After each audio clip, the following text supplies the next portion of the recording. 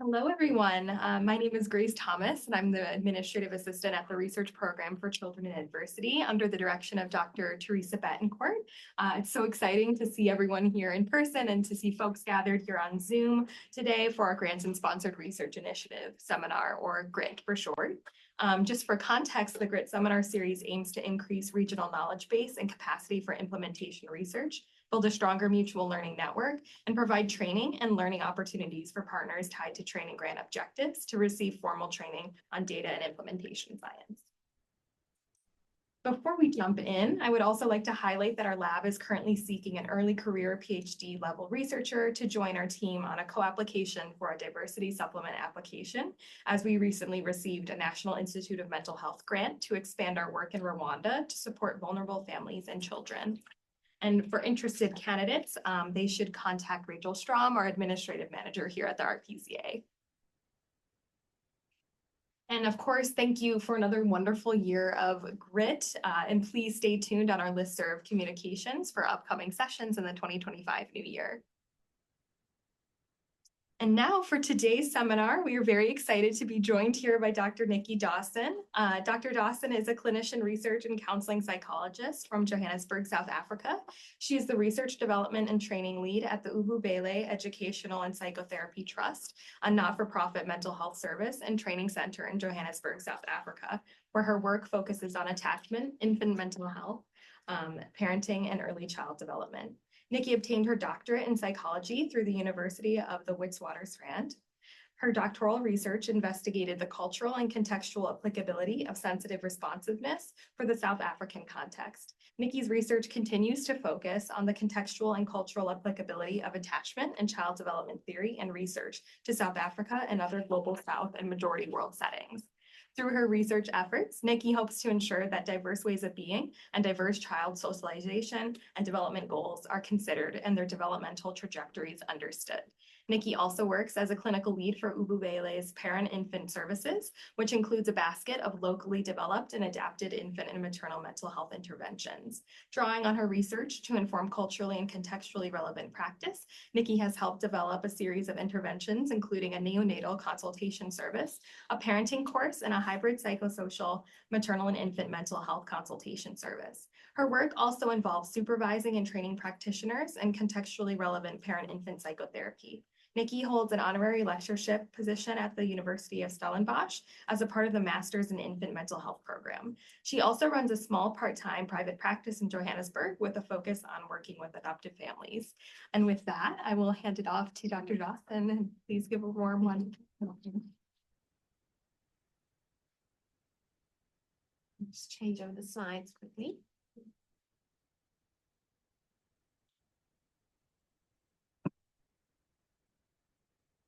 So thank you everyone for being here today. I'm going to be sharing some of the lessons learned from our infant mental health service implementation in South Africa, sharing a bit about our work both at Ububele, and then sharing some of our research work that we've done as a network, the South African Parenting Program Implementers Network, some new research that we're busy with at the moment. I'll just jump in.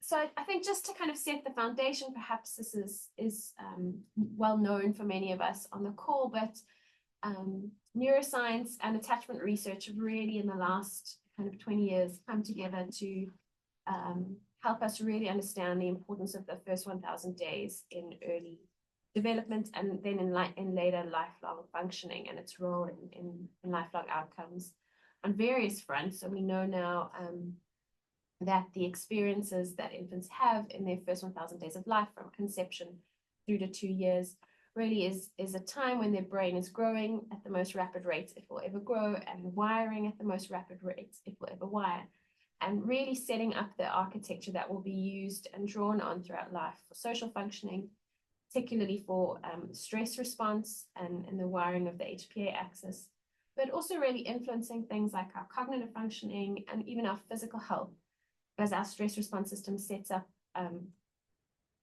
way of functioning in life that either will overly tax or undertax our cardiovascular system.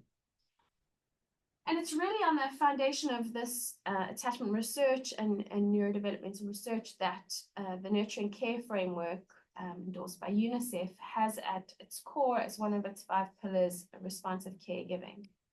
Really the idea that to support optimal outcomes for children and support the sustainable development goals, that we should be investing in responsive caregiving for young infants.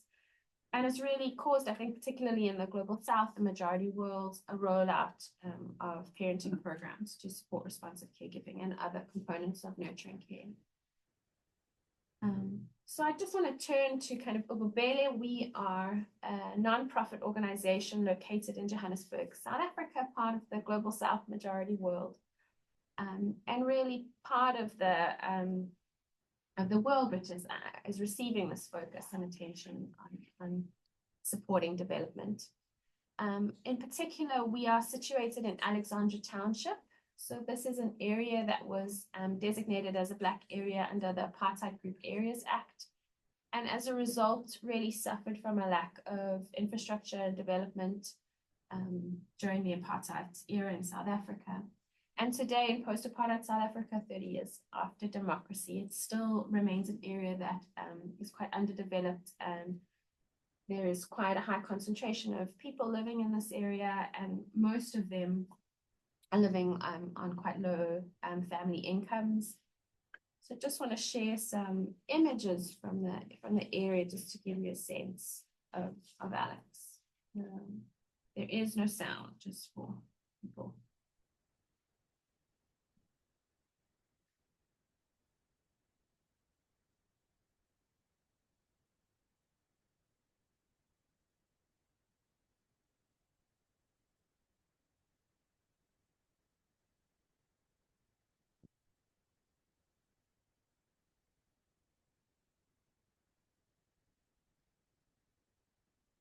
Is an area that has some old kind of apartheid era dwellings, like mining hostels, as well as some brick housing, but then also quite a number of informal shack dwellings. And you can see Sandton kind of in the background, the economic hub of Johannesburg.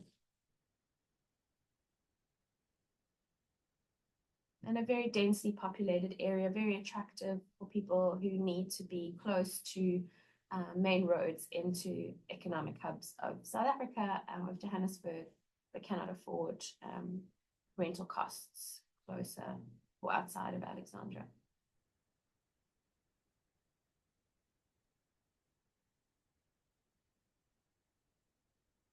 Just some images of, this is the Ububele, one of the Ububele cars, the Ububele building, the non-profit where I work. Okay. So Ububele was founded in 2000 by clinical psychologists who had been quite active in the anti-apartheid movement prior to 1994. And when apartheid ended, really wanted to be a part of the healing of South Africa. And they founded this mental health training and service center right adjacent to Alexandra Township. Ububele is an Nguni word, a local word for kindness. And the organization really had a focus on relational well-being and relational health, really wanting to repair some of the intergenerational transmission of apartheid trauma post-apartheid. So we have quite a comprehensive service offering and training offering for healthcare professionals, mental health care professionals predominantly. But a large component of what we do is provide mental health services. And I guess increasingly in the kind of era of the nurturing care framework, have developed interventions to try and support responsive caregiving and promote parenting that is responsive. So just to give a little bit of a sense of our basket of services, we provide services to about 2,000 families with once-off consultations every year. And these are through an array of services, mostly located within primary healthcare clinics and hospital settings, where we connect with families who are accessing the birthing units or the baby wellness check-in services. And we let them know about Ububele and the support available to parents, about the critical first 1,000 days and its role in lifelong outcomes, and invite parents to consult with us. We also take referrals from nursing staff for families that they identify as at risk. and use this opportunity as well as a screening service for additional mental health support services. Since COVID, we have also developed a hybrid psychosocial service delivery model where people can access us now on WhatsApp as well. And so through a variety of these consultation services, people, about 2,000 families access our support every year. From there, about 400 families are referred up to manualized parenting programs. We run a home visiting program from pregnancy through kind of the first 3 months of life, supporting early attachment and responsive caregiving. And then we run a number of parenting programs also focused on promoting responsive caregiving and attachment.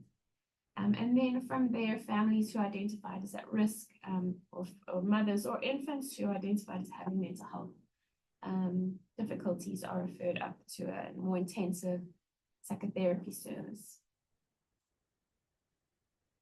So I just want to share, the tenets that we've drawn on. I think these are well-established tenets used or drawn on, principles drawn on to ensure contextually relevant and community-based services.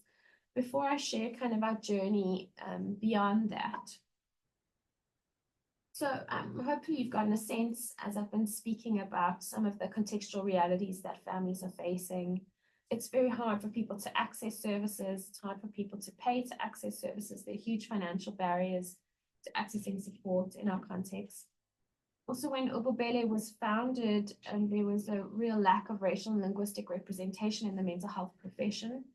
This is shifting, but even still, it's very costly to provide mental health services using healthcare professionals, the few that exist. There's also a real lack of space and privacy to provide mental health services in our context. And there's a real lack of trust in healthcare services. So people are generally quite skeptical of healthcare professionals and healthcare systems in our context. So it was within this context that our interventions were really set up, drawing on some of the kind of, I think, well-established ideas, including using community health workers. So we have really engaged in task shifting at Ububele. Most of our interventions are rolled out by high school leavers who are mothers themselves and residents of Alexandra Township themselves, who have then been trained by our staff in infant mental health service delivery and implementation at Ububele. And so we've really drawn on this idea of task shifting at Ububele, which has been shown to be highly successful in our own country as well as internationally. Also, all of our interventions really take community-based formats, and although sometimes people come into our center more and more, we're providing services outside of the center. So we provide services alongside the government services in primary healthcare clinics, but also a lot of our services are offered in people's homes. And as I say, now more and more on WhatsApp as well. And then, I think since Ububele's inception, it's really been focused on collaborative intervention development, and we have worked very closely with our community health workers to try and develop and adapt and refine our responsive caregiving interventions. And so I just wanted to spend a little bit of time sharing some of the conversations that have come up and some of the things that have posed some kind of pause for thought as we've rolled out responsive caregiving interventions.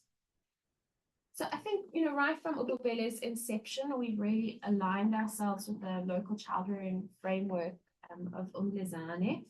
So this is a tradition really of supporting and protecting new mothers so that they can give their best to their infants directly after birth. Locally, it's very common for a mother to move kind of out of wherever she's living back into a family home with an aunt or a mother or her mother or her grandmother, so that she can be supported for the first 3 months of life. And she would be often kind of separate from the father of the baby during this time. And so we at Ububele, we have called our infant mental health program, the Umlezane Parents Infant Program, really trying to model our interventions off of this idea and see ourselves as part of this network of the kind of grandmaternal figures who can offer support and guidance and protection during the early years of an infant's life. Of course, within our context, allo-parenting is very common. And so we've really tried to be inclusive of kind of allo-parenting constellations, collective parenting constellations within our context. But I think something that's been really important for us to kind of appreciate more and more is how this has shifted in modern times, to really be less of a kind of communal caregiving situation and more of an exchange setup within families. And so this has sometimes posed an obstacle in implementing mental health interventions, as there's something often quite transactional kind of set up in relationships between the caregiving collective, and it's something that we've had to think quite a lot about. I think also importantly, we are kind of really engaging constantly with local understandings of child development. So the idea of Ububele, which is commonly held in Alexandria, is that children will carry the sins of their ancestors, and infants in particular are really vulnerable to the influence of the ancestors.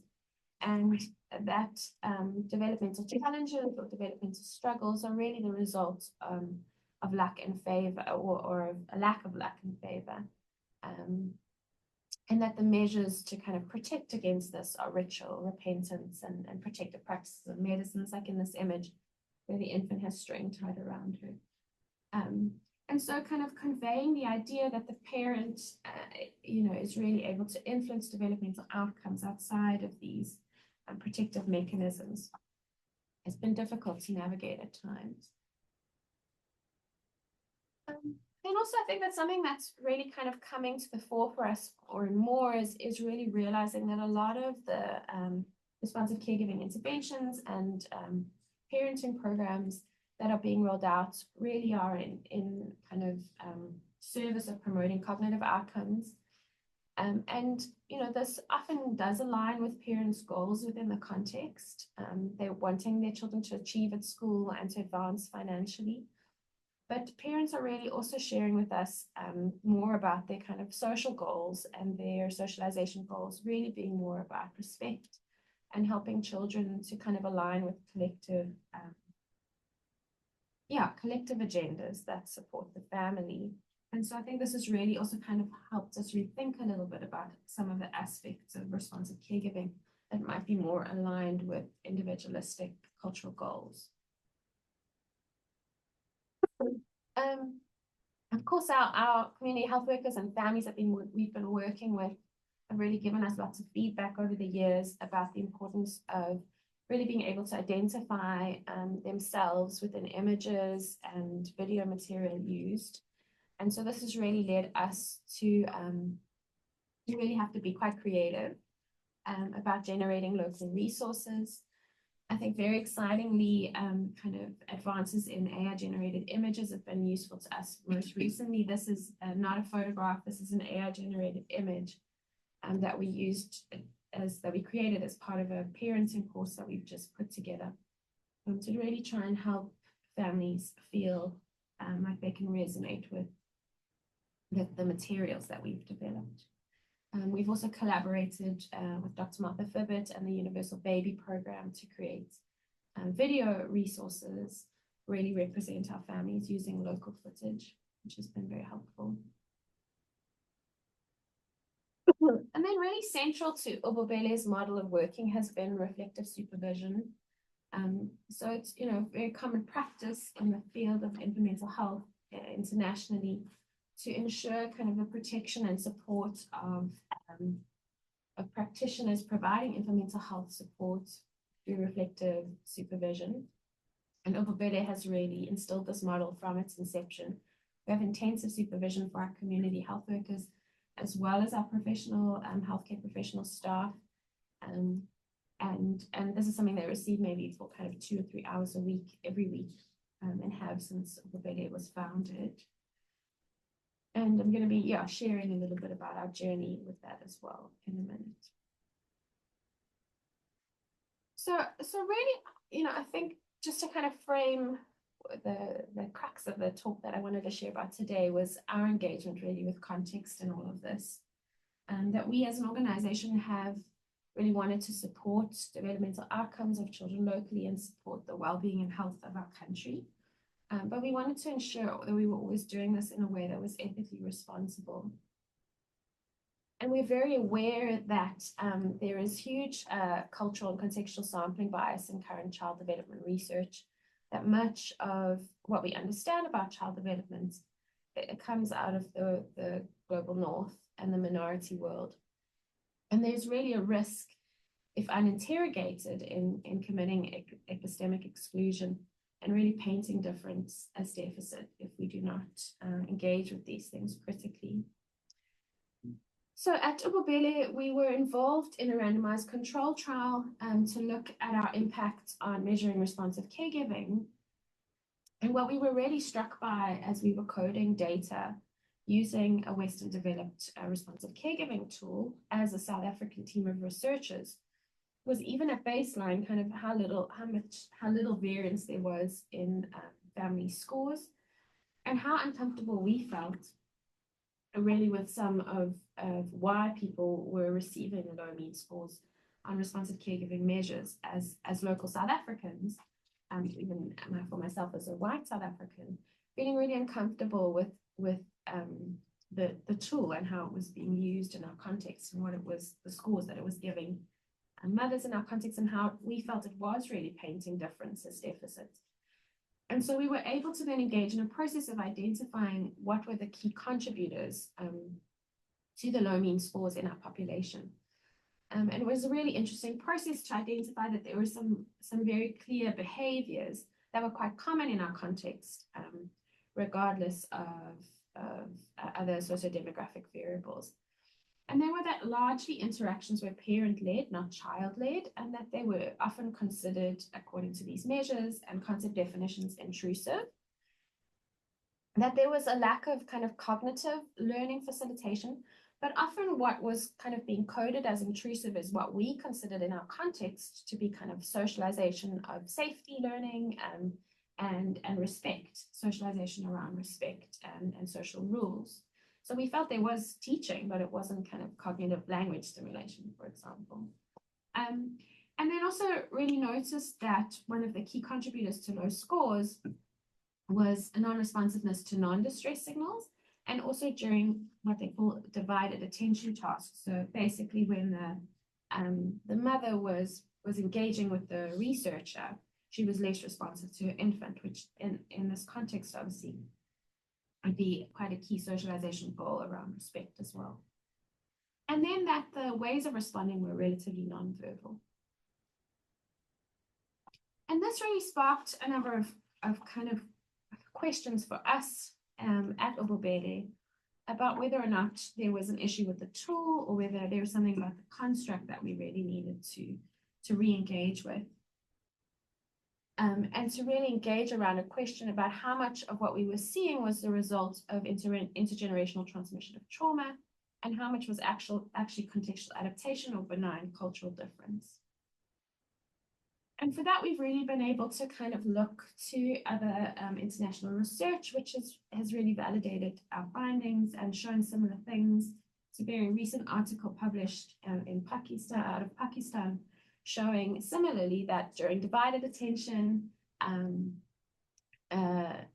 there's less responsiveness from mothers in Pakistan, and that there's also much less use of verbal responsiveness in Pakistan. And then similarly, a study here in the US showing that intrusiveness and non-responsiveness to distress signals is quite common among Hispanic mothers and African-American mothers, and also being able to show that these are not key predictors of attachment security, actually, in these populations. The work of Judy Messman has also really helped us understand that perhaps a lot of how we are measuring responsive caregiving is misguided, given that there is so much alloparenting. And Judy Messman really proposes this idea of measuring the received responsiveness for children from a caregiving collective, rather than looking at one kind of dyad.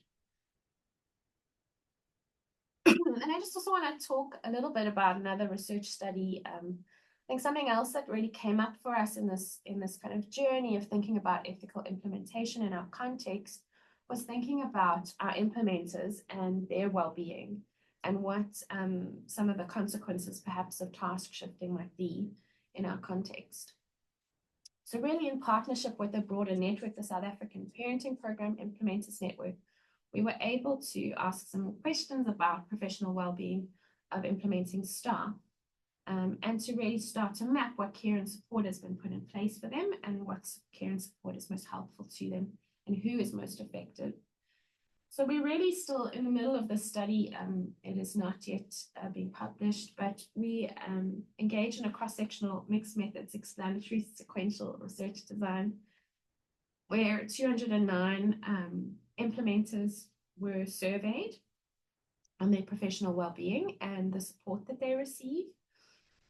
We also then followed that up with 33 interviews and 28 participants engaging in submitting photos. They submitted 92 photos speaking about their professional well-being. I'm going to share some of that with you. So just some demographic information about the population, 87% female implementers, 72% Black African implementers, and 54% of the sample were frontline staff, 24% management, and 22% support staff, with quite a range of educational backgrounds. So importantly, we were able to map that there really is quite a lot of organizational support in place. According to reports, people, nearly 80% of the sample were receiving reflective supervision of some kind, were receiving professional development opportunities, and 60% had access to counseling through their organization. And we could really see that people did feel supported within their organization compared to international benchmarking studies. We kind of sat on the 73rd percentile for perceived support from the organization, and also really high at the 86th percentile on compassion satisfaction for staff working in the SAPN network. People generally felt they had high to moderate levels of support if they faced a crisis in their work immediately. And yeah, nearly 50% feeling that they had high levels of support kind of directly after a crisis. But the majority of people really feeling like they were supported in their jobs. People really engaging predominantly in kind of religious-based or spiritual-based self-care, as well as exercise as a kind of uncommon way of managing their own self-care as frontline staff and implementers. But importantly, despite these supports, we found that we sat on the 50th percentile, we sat quite high relative to international benchmarking studies and other similar populations on levels of burnout and secondary traumatic stress, 53rd percentile. And as well as on moral distress, we didn't have comparative mean scores to look at there as a primary measure related to moral distress, but I'll speak to that briefly with the qualitative research results. So just in terms of some of the analysis that was kind of helpful for us to understand who is most affected by implementing parenting program interventions in South Africa. We did see that those with high adverse childhood early experience scores had higher secondary traumatic stress scores, and also engaged in their self-care behaviors. Surprisingly, we found that those with the higher educational levels and not our frontline staff were most affected in terms of burnout and secondary traumatic stress, are more affected than those with lower levels of education in our sample, possibly supported by the qualitative result due to kind of how much organizational stress they carry and how much the kind of most traumatizing cases are referred up to them, and then they kind of being the last catch net for more traumatic situations, families that they're working with. And then interestingly, found a kind of provincial difference in professional well-being with staff, with implementers based in Gauteng showing less well-being than those based in the beautiful Western Cape. But I think really importantly as well, kind of we wanted to look at the role of reflective supervision really understood to be this guard against burnout and secondary traumatic stress for infant mental health interventionists in minority world settings. And our sample was really showing that when we combined the frontline worker and manager sample, we were able to see a significant difference in burnout scores and secondary traumatic stress scores for those who received reflective supervision. When we removed the managers from the sample, this was no longer a significant difference. And so we are still busy looking at the qualitative data and doing further quantitative analysis. But we really kind of suspect that the less empowered staff are less supported through reflective supervision. So just to kind of share some initial thoughts drawn from our qualitative study, and then I wanted to just close by sharing a couple of the photo voice images that were shared with us. That really, you know, as we understand it from the qualitative data, the drivers of this burnout and secondary traumatic stress are, as we would expect, largely the experience of witnessing things, injustice, trauma, neglect, and abuse at multiple levels, but also particularly kind of the moral distress at state failure and systemic dysfunction of our child protection services, dysfunction of our police services, dysfunction of our healthcare system, really causing a sense of hopelessness and helplessness for implementers within our systems, who are now being more and more exposed to the lives and experiences of families without any way to kind of support them and any services to connect them into. And often trying to connect them into those services is more stressful. We can also really see from the qualitative interviews kind of how high the workloads are and how under-resourced the organizations are, how they're really trying to do things on a shoestring, and this is very stressful. And there's the constant threat of closure for many of the implementing organizations, and job losses are a real concern for people, as well as proper reimbursements and a lack of employee benefits. And we're also looking further into the quality of reflective supervision that's being received, and interrogating this. So just to share some images submitted,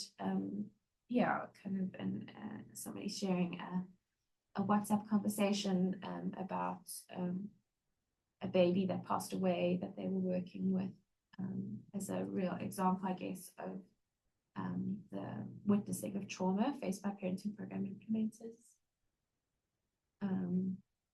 We received a number of photo images really speaking to the system dysfunction within South Africa and state failure and moral distress. So this image sent by someone, sewage running in the streets. I see this each time I go to the clinic for work with mothers and babies. It makes me feel a huge sense of betrayal by our local government and leads to anger and sadness.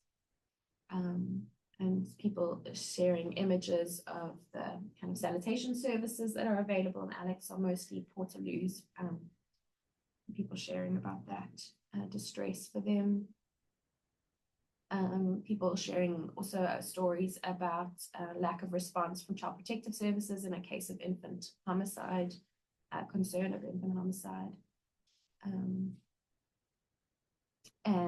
Experiencing community violence. An image shared, going to work in the morning and finding out the street has been vandalized, burning tires and gunshots during the night causes me a lot of stress. And then on the kind of management level, really the pressure coming from when submitting an image, the word scaling gives me stress. Yeah. So just to share our next steps, kind of linking back to our study investigating theory and child development theory, we currently have submitted a grant to investigate what are the best predictors of contextually relevant child and family outcomes in South Africa. So we are hoping to investigate, to look at responsive caregiving as a received experience. So from the infant's perspective, how much responsive caregiving they're receiving, perhaps from siblings, from other family members in a kind of more allo-parenting setting, but also look at measuring responsive caregiving when we separate it out from possible conflators like intrusiveness or non-responsiveness to during divided attention or to non-distress signals. And also to really look more at family, at relevant social outcomes for families in South Africa, like family violence and domesticated agency or respect. And then for our implementers, again, we're still really in the early stages of this research. We're really wanting to now explore alternative forms of frontline staff wellbeing support to ensure that what we are, our rollout is ethical and not at the expense of our frontline workers. And to think, how can we support organizational well-being and sustainability, as well as lobby for funding models which really account for implemented well-being. And that is me. That's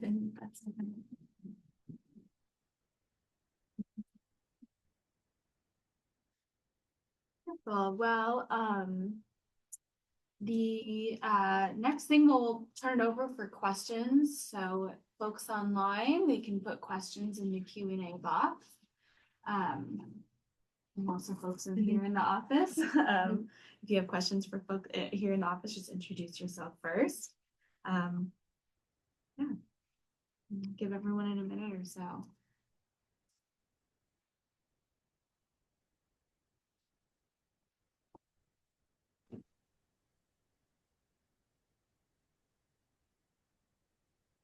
Hi, could I ask a question? Yeah. Nicki, this is Teresa Betancourt. I'm on my way in. I'm sorry I'm delayed, but it was a great presentation and super relevant for our work in Sierra Leone and Rwanda. And I think this concept of allo parenting would be great to have you unpack and explain a bit more what literature exists in sub-Saharan Africa on the involvement of multiple people in raising a child. And then in some of our parent-child interaction work, we are videotaping the interaction. We have a colleague from Sierra Leone who's working on the adaptation of a popular coding scheme, the coding interactive behavior Ruth Feldman scheme. I'd love your thoughts if you know that coding approach, given what you all learned about different ways of expressing parent-child interactions that maybe are not to be pathologized in the South African context, what the implications are for research in other sub-Saharan African countries too. So if you could tell us a little bit more about alloparenting and then a little bit more on coding and implications for common coding schemes and adaptations needed, I think we'd love to hear more. Yeah. And yeah, lovely to virtually meet you.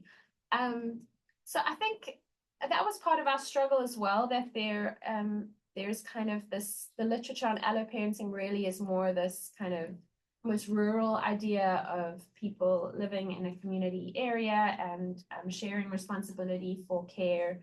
And so what we've tried to do, we've really struggled, I think, to find literature on this as well. But what we have started to do, we have our community health workers have implementation reports that they write. And with some medical anthropologists are going through these, trying to document who is caring for the infants and what are the infant worlds and the infant caregiving networks look like, and what are those relationships based on, and kind of these exchanges, transactional exchanges. So we do have a paper that will speak to that a little bit that's under review in infant and child development at the moment. And I can definitely let you know when that comes out. But we have also applied for some grant funding to further that research. So hopefully there'll be more publication on that from our setting in the near future. And then I'm less familiar with the KIB, but I think more and more, I think these are the key things to maybe look out for in the measure is intrusiveness or anything that relates to kind of interfering, or the idea that the child should initiate and then the parent should respond. Those seem to kind of, be coming up across contexts as conflating, culture and responsivity. And then, particularly things that are focused on verbal-based responsiveness. So I guess, again, it really depends on a person's outcome agenda if they're trying to look at language development, but certainly from an attachment perspective or from a kind of way of being, it seems to be much more common that people will respond in a more physical way in majority world settings. So I think just looking out for operationalizations that really require kind of spoken response. It's useful. But that answers your questions. Yeah, very useful. Thank you. Wonderful. If there's any other questions in the room, we can. Yeah, I have one. Even talking about our projects in Rwanda, we have, ISUs that are on the field or in the field doing some of this work. And so when you're talking about alternative methods that you're evaluating right now, I know you mentioned you're in the very early stages, but what are some of those? What are ways that you have found most effective thus far? Yeah, so I mean, we really haven't looked at it actually, and this is part of our next steps is to try and in a kind of participatory action research process engage with our community health workers about kind of putting on the table a whole lot of options and asking them about a whole lot of options, and then perhaps implementing some of those and re-looking at our wellbeing scores. So it's too early to say, I think. But I think we really are hearing from people how much they draw on kind of spiritual ways of coping. And so I think there may be ways to kind of look at that, as well as I think we're kind of really interested in the relationship between things like kind of polyvagal theory and somatic-based therapies and local ways of supporting well-being, like dance and song and things like that. So we're interested in that. So I think we at the moment, this is often where we sit, is kind of sharing what is being used internationally, but also what already exists locally that we could draw on and enhance. But I think also really importantly, it's going to things on a systemic level. I think it's really for us going to be a process of like lobbying for employee benefits and being able to take leave, like enough leave when you've experienced traumatic things in your work. Do you have an employee benefit that allows you to take mental health leave, burnout leave? Do you have access to a medical professional who can authorize that leave? So, I think systemic intervention is really probably going to be what people are going to say they want. And just as a follow-up to that, have you, I might have missed this, and I'm sorry I was a couple minutes late to your presentation, but have you found that they're open in talking about some of the mental health aspects, or is that really private? Are you talking about it as a team or one-on-one conversations? Where do you find that they are the most open about those experiences? I mean, I think the research study has been incredibly helpful for that, and people have really shared in the interviews how helpful it was, because I think part of what is coming up is that reflective supervision is really helpful, but it's not necessarily helpful enough, and people have access to counseling services but are not taking them up. I think we're really seeing that. I think people really also found it helpful to be able to submit photos and have somebody receiving that information and hearing what their daily life is like that was outside of their work environment. So we've been wondering about that. We're part of a network, and I think we were curious and maybe for a future study kind of seeing if the people that when we meet in a network, if that is kind of where most of the help, the kind of well-being happens, and just being able to share with someone that doesn't work where you work, but does similar work and understands. So I think that's part of great. Thank you. What's helpful for them. We have 2 questions from folks online. So this is our first one. Can you say more about why RSC might not be supporting the implementers on the front line in your SAPN study? What are you currently hypothesizing? Is it that those less on front lines have other resources at their disposal? Yeah, I think exactly that, right? So that, that's part of what we're curious about is, when you add the managers into the sample, these are people that probably do have medical aids, medical insurance. They probably do have access, kind of medical support, nutrition supplements and things like that, as opposed to the frontline workers. So I think it's really thinking about what is the basket of support, and do people have access to all of that? And is it sufficient to have reflective supervision, consultation, support when these other basic systemic things are not in place? I think it's really what the research is showing. Yeah, and the other question is actually from one of our doctoral students who just walked in the door. So she told him to wait for her to walk in. She's coming.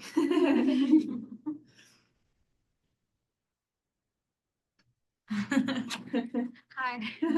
Sorry. Oof, Want me to read your question? out yes, loud? please, thank you. So, Hi. Tisha was asking if there's cultural explanation to the intrusiveness within caregiving, and if it can be followed by a more qualitative inquiry. Yes. So I've worked with some folks in at NYU who did some cultural inquiries to understand what really matters most amongst women, especially caregivers postpartum. That was more focused on HIV, but some of the qualitative inquiries really extrapolated some very core cultural themes or traditions or ideas of how being seen as taking care or going to clinics was detrimental to their status as a woman and as a caregiver. So I was just thinking if more qualitative inquiries are needed to explore some of these idioms more culturally, especially with intrusiveness. Absolutely. So, yeah. I was just trying to read my question. Absolutely. So that is something we've done a little bit of. We did interview mothers, actually show them videos of other mothers and ask them to kind of rate them and speak to what they were doing well and why they thought that. And this has really informed our understanding. I think that what is sometimes coded on these tools as intrusiveness is really socialization, teaching, people, parents really trying to teach their children what to do, what not to do, what's safe, what's not safe, how to behave in front of somebody else. So yeah, I think, and they were really speaking to kind of their role in socializing their children. But it's certainly something that we want to unpack more of. And if we receive this grant, that's something that we will be looking at as well. And then the other part of, is that all of your question? Yeah, don't remember. Sorry. Yeah. Gathering myself. Wonderful. Well, we only have a few minutes left. So is there any other questions from anyone on Zoom or anyone in the room? I have one more question if we don't have anyone else. I think South Africa is such a fascinating country given its history, and that as opposed to other sub-Saharan African countries, it's operating at a different level of budgets and services. And we always have this, sort of discussion about child protective services as they're really quite dysfunctional in, high income countries like ours here in the US. And then we work within the child protection system in Rwanda, where you have more community involvement, local chiefs, local community actors helping keep children and their caregivers safe in ways that look very different and more collectivist. But what does the South African child protection system look like? And what goes well, what doesn't go well? It'd be very interesting to hear more about that. Yeah. I mean, it probably then suffers a bit from the kind of globalization, modernization impact that you're sharing, so certainly, I think this speaks to this idea of alloparenting as well. There is still alloparenting, but it's not in that kind of protective community way anymore. And so because we're working specifically in Alexandra and some of the other SAPN implementing organizations that are part of the research really in more kind of urban South Africa, they are reliant on state services and they are quite dysfunctional and particularly in Gauteng have just had 50% budget cuts from state funding. So it's about to get worse. And yeah, so this is really a huge concern. And there isn't a lot of kind of community intervention, except in some cases we do get kind of mob justice, which is very concerning. But yeah, it's really, I think, a lot of the source of particularly the high and secondary traumatic stress rates in the Gauteng-based implementers is a real breakdown of those systems. Does it look like the US system where children can be removed and then put into foster care systems that have lots of discontinuity and Yeah. Okay. In theory, what it looks like more is like submission of forms that do not get responded to. So, yeah, I think it's that is the structure that is set up, but it's very rare that anything will be done at all, actually. It's more common that reports will be made and they will not be responded to due to lack of, we don't have a car, we don't have, we have too many, we don't have enough staff to send someone out, that kind of thing. But that would be the process followed. I think there is quite a high focus on trying to find families to situate children in if they need to be removed, or if they feel that removing them is necessary. But people will look quite hard for families to place them in first. But it is still generally removal into institutional care settings if there even is a response. Yeah. And are there institutional care settings that are common, like orphanages in South Africa? Is that a common practice? Yes, it is. Yeah. They're trying really to do away with it, but it is still quite a common practice.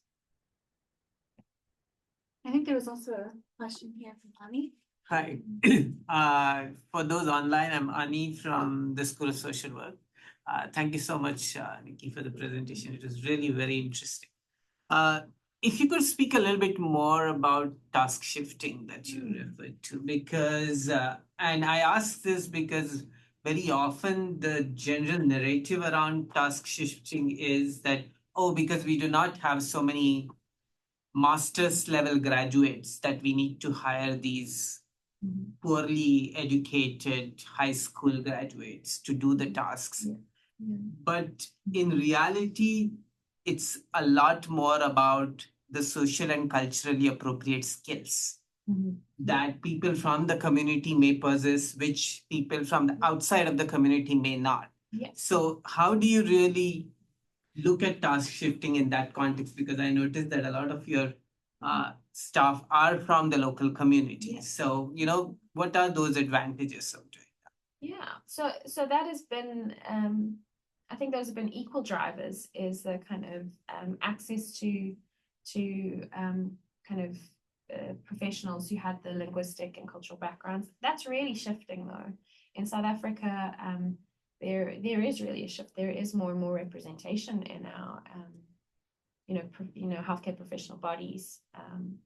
It isn't uncommon to be able to find somebody who has that cultural knowledge, those language skills, that contextual knowledge, as it used to be maybe 10 years ago. But when Ububele started, that was very much the huge value that the community health workers brought, is really living in Alex, understanding how it worked, being a mother there, really looking at them as kind of positive deviants or outliers within their context. What were they able to do to really help support their children's development in spite of systemic difficulties? I don't know if that answers your question, but yeah. It does. Could I ask a quick follow-up? Yeah. No, thank you. Do you see any kind of resistance to task shifting from, I mean, I wouldn't say probably in your organization, but in South Africa in general, from management level positions, which are typically held by people with graduate or postgraduate degrees or with doctorates, to actually shifting tasks towards people who are less educationally qualified? I mean, perhaps I don't sit in the right structures to answer that on a kind of South African level, but certainly in the nonprofit sector, I don't think any resistance to that. I think there's a real understanding that that's critically important.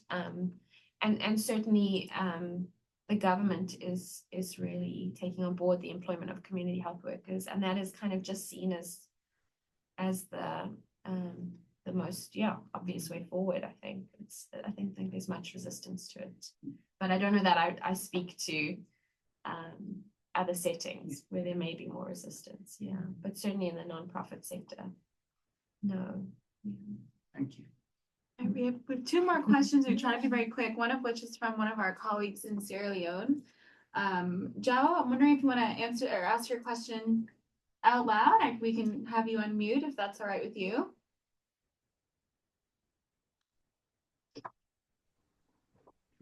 Yeah, thank you very much for the wonderful presentation. My question is just like related to the issue of social suffering of women within the low-income settings where they multitask immediately after postpartum. They will be taking care of the newborn whilst also engaging in income-generating activities, responding to the older kids. So meaning that issue like gaze, affect, and touch are all not really as we are expecting. So how can we, like in the process of cultural adaptation, measure this dyadic interaction without over pathologizing like these women, as a result of like their social suffering they are going through as a result of poverty and their socioeconomic settings. Thank you very much. Yeah, I mean, I think these are exactly the important questions, and I think there's two answers that we've come to. The one is really thinking about received responsive parenting. So not looking so much at one caregiver and giving her a score on how responsive is she, but looking from the infant's perspective, how much responsivity, stimulation, input, response do they receive from their collective environment, and that really might come from a 3-year-old sibling.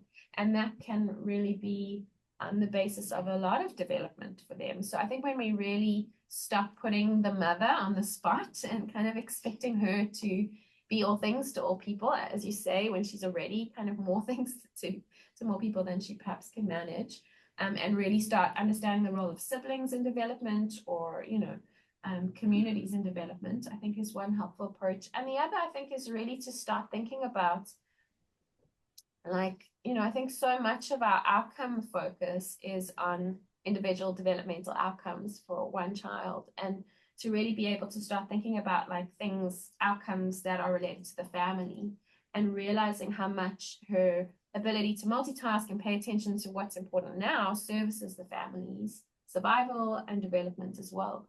So I think shifting some of these ways that we think about, what is a thriving community is important. Thank you. All right, and our last question. So it looks like Jean Null from Kigali is asking if you have assessed psychiatric and psychosocial disorders facing children in your survey, and if not, can recommendations for further research for better support in Rwanda and South Africa? So we separately, in a separate study that is currently underway, we are actually doing the strengths and difficulties questionnaire with our child and adolescent psychotherapy clinic population. That data probably will only be published kind of in 2026, but you can look out for that. Yeah, so that's something that we are working on, but yeah, not in this research survey. Awesome. Well, I think that's all we have time for. So thank you so much. Thank you. Thank you. Right. Well, for those online, thank you so much for joining. And this grid will be posted on our website, and thank everyone. Everyone.